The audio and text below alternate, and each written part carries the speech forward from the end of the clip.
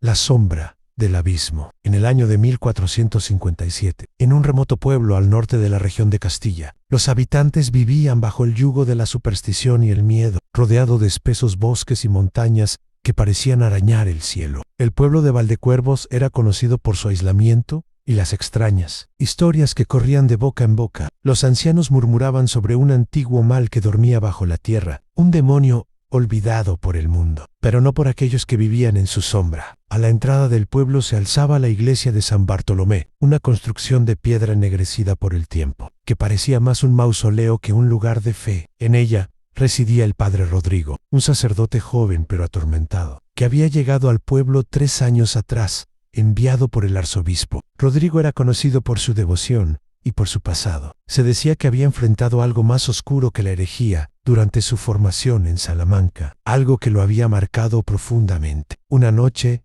de octubre, cuando los vientos helados comenzaban a colarse entre las grietas de las casas, una niña de no más de 7 años apareció en la iglesia. Su vestido estaba rasgado y cubierto de barro, y sus ojos, vacíos de todo rastro de humanidad, reflejaban algo más antiguo y cruel que cualquier pecado mortal. La niña, que los aldeanos reconocieron como Clara, la hija del herrero, se desplomó al cruzar el umbral, murmurando palabras en un idioma que ninguno entendía. Rodrigo la recogió en brazos y la llevó al altar, donde colocó un crucifijo sobre su pecho. Al instante, la niña gritó con una voz que no era suya, una mezcla de furia y burla: «No es su fe lo que me detendrá, sacerdote. Él ha despertado, y ninguno de ustedes será digno de redención». Los aldeanos, aterrados, huyeron hacia sus casas, dejando al padre Rodrigo solo con la niña. A lo lejos, en el bosque, se escuchó el aullido de los lobos, pero había algo extraño en su sonido, un eco profundo que parecía provenir de las entrañas de la tierra. Rodrigo entendió de inmediato lo que enfrentaba. No era una simple posesión. Había algo más poderoso detrás de aquel incidente, algo que se había estado gestando durante años. A medida que avanzaba la noche, la niña comenzó a hablar en lenguas antiguas, mencionando nombres olvidados por el tiempo. Rodrigo,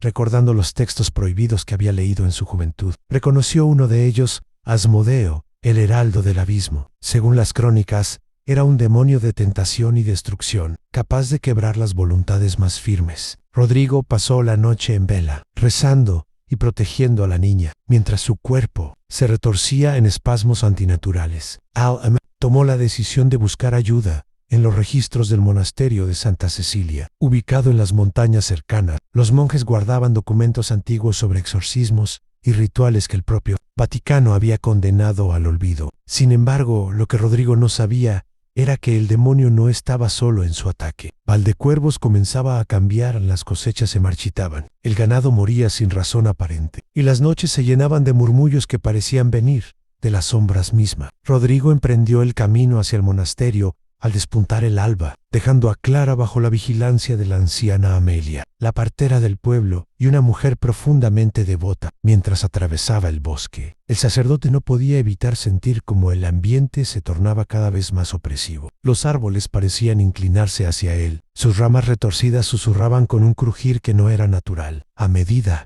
que avanzaba, descubrió que el sendero habitual estaba cubierto por una espesa niebla negra, una niebla que no parecía obedecer al viento. Fue entonces cuando escuchó un coro de voces distantes, un canto grave y melódico que le heló la sangre. Rodrigo recitó una oración bajo su aliento, aferrando el crucifijo que llevaba al cuello. Tras horas de un avance lleno de tensiones y visiones fugaces, de figuras en las sombras, llegó al monasterio. Allí, los monjes lo recibieron con semblantes graves. «Sabemos por qué has venido. Padre Rodrigo Dillo, el prior, un anciano de mirada severa. El mal que acecha a tu pueblo es más antiguo de lo que imaginas. Asmodeo no es solo un demonio, es el guardián de un pacto hecho por hombres desesperados siglos atrás». Rodrigo quedó en silencio, aturdido por la revelación. El prior le explicó que, según los registros, Valdecuervos había sido fundado por un grupo de colonos que, enfrentados a una hambruna devastadora, invocaron a un ser oscuro para asegurar su supervivencia. A cambio,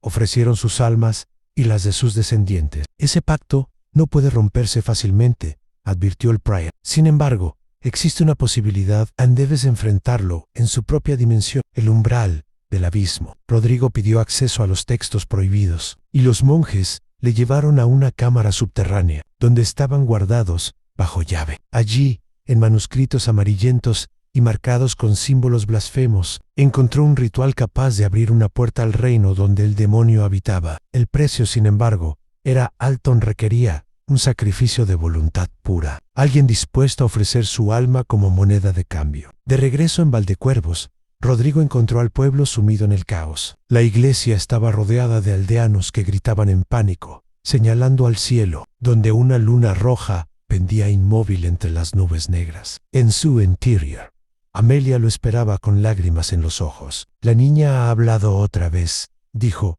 temblando. Dijo que el final está cerca y que nadie puede detenerlo. Rodrigo subió al altar, donde Clara estaba atada con cintas benditas. Sus ojos, ahora completamente negros, lo miraron con una mezcla de burla y desafío. ¿Crees que tus rezos y tus libros pueden salvarte?, dijo la voz gutural que ya no era de Clara. No entiendes, sacerdote. Este pueblo ya pertenece a mi señor. Tú solo retrasas lo inevitable. Con el apoyo de Amelia y los pocos aldeanos que se atrevían a quedarse, Rodrigo comenzó a preparar el ritual. Dibujó un círculo con cenizas consagradas y colocó en su centro los objetos necesarios: un relicario, un fragmento de salmos antiguos y una daga ceremonial. Cuando llegó el momento crucial, Rodrigo entendió lo que debía hacer. Recordó las palabras del prior Anún: sacrificio de voluntad pura. Miró a Clara, una niña inocente atrapada en las garras del mal, y comprendió que no podía permitir que su alma se perdiera. Si alguien debe ser el sacrificio,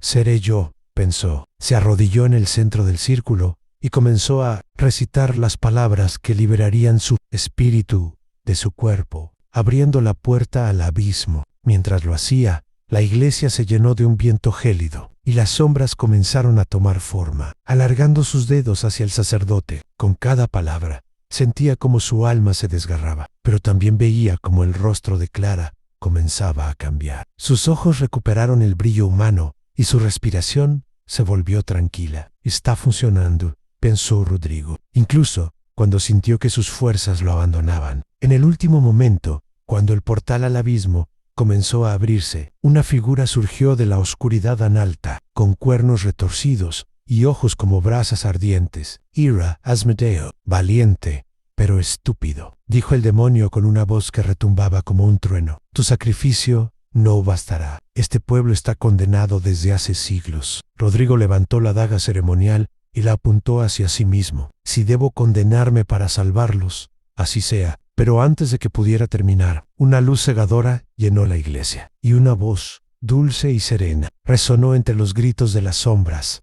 No estás solo en esta lucha, hijo mío. Rodrigo reconoció aquella voz como la misma que lo había guiado en sus noches más oscuras, y supo que su fe, al fin, había encontrado respuesta.